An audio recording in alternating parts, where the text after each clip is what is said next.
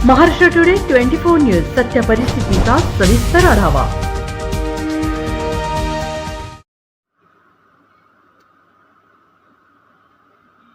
परळी बीड आता राज्यात लाडका भाऊ शेतकरी अभियान मुख्यमंत्री एकनाथराव शिंदे। परळी वैद्यनाथ येथे राज्यस्तरीय कृषी महोत्सव 2024 चे उद्घाटन देशाचे कृषी मंत्री शिवराज सिंह चौहान, महाराष्ट्राचे मुख्यमंत्री एकनाथराव शिंदे, उपमुख्यमंत्री देवेंद्र फडणवीस व अजितदादा पवार यांच्या हस्ते संपन्न झाले आहे। या कार्यक्रमास महायुतीचे आमदार लोकनेत्या पंकजाताई मुंडे, सुरेश धस, बाळासाहेब आजबे, प्रकाश सोळुंके यांच्यासह जिल्ह्यातील आजी माजी आमदार यावेळी उपस्थित होते। यावेळी सर्वप्रथम शिवछत्रपती शिवाजी महाराज यांना पुष्पहार अर्पण करून नियोजित कृषी प्रदर्शन कार्यक्रमाकडे मोठ्या उत्साहात मिरवणूक काढण्यात आली। यावेळी विविध ढोल, ताशे व लेझिम पथक यासह फटाक्यांच्या आतिषबाजीने परळी शहर दुमदुमून गेले होते। या कार्यक्रमासाठी कृषी मंत्री धनंजय मुंडे व त्यांचे खंदे समर्थक वाल्मिक अण्णा कराड यांनी जिल्ह्यात कृषी प्रदर्शन घेण्यासाठी अथक परिश्रम घेऊन हा कार्यक्रम यशस्वी केला, असे बोलताना देशाचे कृषी मंत्री शिवराज सिंह चौहान यांनी आपले मत व्यक्त केले व आपल्या मागण्या मी पूर्ण करण्यासाठी कटिबद्ध राहील असे बोलताना स्पष्ट केले। तर मुख्यमंत्री एकनाथ शिंदे यांनी सांगितले की आम्ही महायुतीचे सर्व मंत्री आपल्या सोबत आहोत। आम्ही शेतकऱ्यांना आपल्या मागण्या मान्य करण्यासाठी कटिबद्ध आहोत। आम्ही यापुढे लाडका भाऊ शेतकरी योजना आणणार आहोत व मी कृषी मंत्री शिवराज सिंह चौहान यांच्या अगोदर यासाठी बोलत आहे की मलाही काही आमच्या राज्यासाठी मागायचे आहे, म्हणून मुख्यमंत्री एकनाथ शिंदे यांनी देशाचे कृषी मंत्री यांनी आमच्या राज्यासाठी भरभरून द्यावं व तुम्ही द्याल अशी अपेक्षा व्यक्त करतो, असे मत त्यांनी व्यक्त केले। तसेच शेतकऱ्यांसाठी थकीत लाईट बिल माफ करून येथून पुढे हे बिल भरायचे नाही व ई पीक पाहणी न केलेल्या शेतकऱ्यांनाही दिलासा दिला। आज शेतकऱ्यांच्या 7/12वर ई पीक पाहणी झालेली नाही अशा शेतकऱ्यांनाही सरसकट अनुदान देणार असल्याची घोषणा केली। तर उपमुख्यमंत्री अजितदादा पवार यांनी आम्ही शेतकऱ्यांच्या बाजूने आहोत, हे सरकार शेतकऱ्यांचे आहे, सर्वसामान्यांचे आहे। सरकारकडून 2.5 कोटी लाडकी बहीण योजनेचे ध्येय आहे, तर आतापर्यंत 1,30,00,000 अर्ज मंजूर झाले आहेत, तर काही महिलांच्या खात्यावर पैसेही जमा करण्यात आलेले आहेत। तसेच देवेंद्र फडणवीस यांनी आज आपल्या मराठवाड्याच्या हक्काचे 50 TMC पाणी आपल्या जिल्ह्यात काही दिवसातच पोहोच करणार असल्याची माहिती दिली व यापुढेही आम्ही शेतकऱ्यांचे उत्पन्न कसे वाढेल यासाठी प्रयत्नशील राहूच। तसेच नमो शेतकरी योजनेच्या 4थ्या हप्त्याचे वितरण मुख्यमंत्री एकनाथराव शिंदे यांच्या हस्ते याच स्टेजवरून वितरण होणार आहे, असे स्पष्ट मत व्यक्त केले। पंकजाताई मुंडे यांनी आपल्या भाषणात धनुभाऊंचे भरभरून असे कौतुक केले व मला या कार्यक्रमात विश्रांती मिळाली असे मत व्यक्त केले। तर सर्व मंत्री महोदयांनी कृषी मंत्री धनंजय मुंडे यांचे व त्यांच्या टीमचे भरभरून कौतुक केले। तर धनंजय मुंडे यांनी आपल्या प्रास्ताविक भाषणात सांगितले की मी व सर्व मंत्रिमंडळ शेतकऱ्यांच्या बाजूने आहे, परंतु मला आज गोपीनाथ मुंडे साहेब व माझे वडील पंडितांना मुंडे यांची कमतरता जाणवत आहे, असे मत व्यक्त केले आहे। महाराष्ट्र न्यूज प्रतिनिधी तात्यागवडी, बीड, परळी। माननीय गोपीनाथजींचे सहकारी आणि महाराष्ट्राचे माजी कृषी मंत्री भाऊसाहेब फुंकरजी यांची देखील जयंती आहे, त्यांनाही अभिवादन करतो। आणि अर्थातच श्रावणाच्या निमित्ताने वैद्यनाथाच्या चरणी आपल्या सर्वांकरता आशीर्वाद मागतो। आज या दिमाखदार सोहळ्यामध्ये मंचावर उपस्थित महाराष्ट्राचे लोकप्रिय मुख्यमंत्री माननीय एकनाथराव शिंदेजी, उभ्या देशामध्ये ज्यांनी मुख्यमंत्री म्हणून आणि सिंग चौहान साहेब असे अजितदादा पवार आणि ज्यांनी पंकजाताई मुंडे, पाशा पटेलजी, बांबू फेड,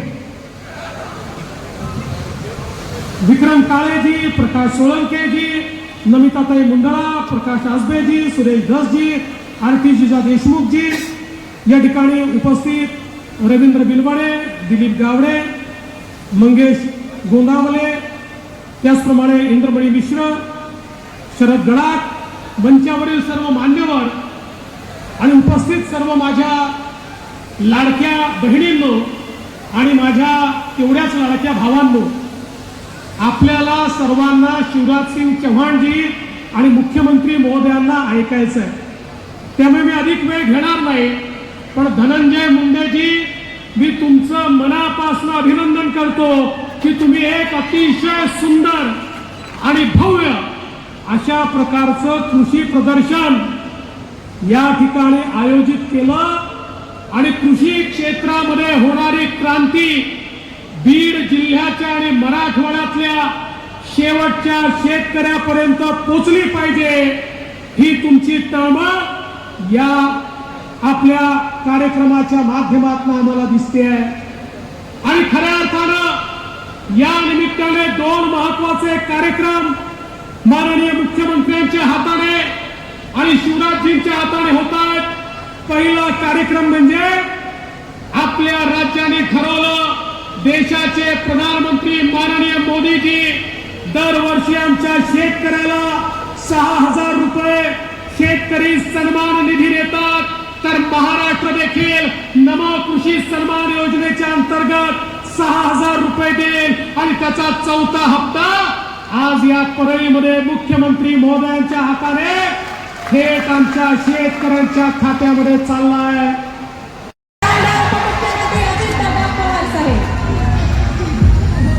बालों में तमन्ना जानते हैं, बालों में तमन्ना जानते हैं, अंधेरों को बदलना जानते हैं. का कोई मजहब नहीं है, ये हर महफिल में चलना. आपल्या राज्याचे लाडके मुख्यमंत्री एकनाथरावजी शिंदे उभ्या भारताला पंतप्रधान नरेंद्र मोदींनी खऱ्या अर्थाने सगळ्या शेतकऱ्यांची मागणी होती त्यावेळेस कृषी मंत्रालय हे शिवराजसिंह चौहान यांच्याकडे जावं आणि खरोखरीच ते त्यांच्याकडे गेलं. ते शिवराजसिंह चौहान, देवेंद्र फडणवीस, धनंजय मुंडे, पंकजाताई मुंडे, विक्रम काळे, प्रकाशराव सोळंके, नमिता मुंदडा, पाशा पटेल, बाळासाहेब आजबे, सुरेश धस, माझ्या मायमाऊली, तसंच उपस्थित असणारे सर्व पत्रकार बंधू भगिनी आणि माझ्या तरुण मित्रांनो, खरं तर वैजनाथराव सोळंके, दीपक देशमुख, बाकीचे सर्वच इथले महायुतीचे आणि घटक पक्षाचे उपस्थित असणारे सन्माननीय पदाधिकारी, थोडा उशीर झाला आहे तर अजून एक कार्यक्रम आहे. परंतु धनंजयने ठरवलेलं होतं की आम्ही सगळेजण एकत्र आल्याशिवाय मिरवणूक सुरू करायची नाही. मी, पंकजाताई आणि देवेंद्रजी लवकर आलो. आम्ही म्हणलं आपण सुरू करू, पुढं जेव्हा येतील तेव्हा तेही मिरवणूक सामील होती. नाही म्हणला, तसं नाही जमणार, सगळ्यांचं एकत्र. पण मिरवणूक सुरू झाल्यापासून इथं स्टेजवर येईपर्यंत असे सगळ्यांना चटके बसले. आता काय सांगू, तो काय काय उडवायचा, मुख्यमंत्रीकडून म्हणायचे अरे चटका बसला, पंकजाताई म्हणायचे मलाही बसला आणि मलाही बसला. आता शिवराजसिंह चौहान पाहुणे ते कशाला बिचारा म्हणतील की मला बसला. धनंजय, पाहुण्यांना बोलत जा, सगळं काही कर, आदरातिथ्य कर. ती माझ्या साधू संतांच्या मराठवाड्याची परंपरा आहे. पण ती चटकी आणि फुलं काय नको झालं त्यांनी. तर काही काही गोष्टी उत्साहाच्या भरात थोडा कधी जास्त होतात, त्याचा कुठंतरी आपण मर्यादा ठेवली पाहिजे, एवढीच त्या पद्धतीने विनंती करतो.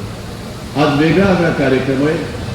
कृषी मंत्रालयाची जबाबदारी धनंजयनी स्वीकारल्यानंतर पहिल्यांदाच अशा प्रकारचा मोठा एक कार्यक्रम हा देशाचे कृषी मंत्री, राज्याचे मुख्यमंत्री, राज्याचे उपमुख्यमंत्री आणि राज्याचे कृषी मंत्री यांच्या सगळ्यांच्या समन्वयामध्ये होतो.